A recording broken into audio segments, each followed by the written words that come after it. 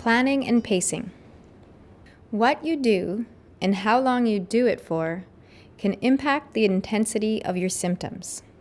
Planning and pacing is about balancing time you spend on activity and rest time in order to help increase your function and participation in meaningful activities. Over time, you may be less fatigued, have fewer headaches, finish important tasks, and improve your emotional state. The wellness zone represents when you are symptom-free or are experiencing baseline symptoms. The hazard zone represents when your symptoms are increased.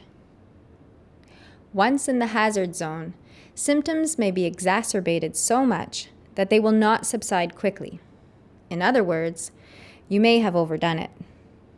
As a result, you might be out for the rest of the day, and in some cases, even the following day. Now nothing gets done. Ultimately, you want to increase your tolerance for activity without increasing your symptoms or crossing the symptom threshold into the hazard zone. This might take trial and error. The idea is to gradually increase the amount of activity, complexity of activity, and time spent on activity while staying within the wellness zone. Gradually, your wellness zone will get larger and reduce the size of the hazard zone.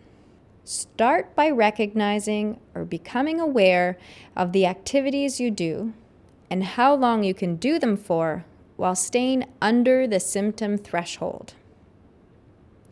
Try recording your activities in an agenda or a logbook to monitor your symptoms and successes. Begin with shorter amounts of activity and increase them as tolerated.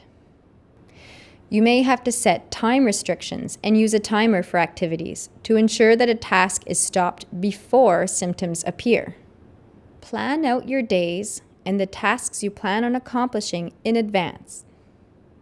And so use a day planner that shows you the entire week.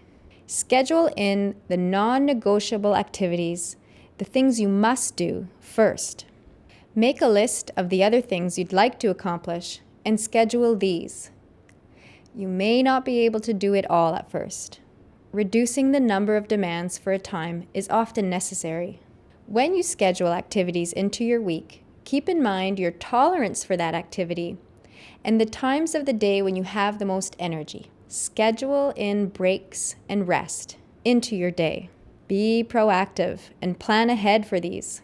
And be sure to schedule enjoyable activities to help maintain a balance.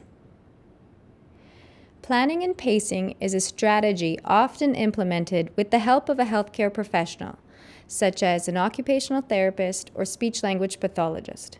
It takes time and practice.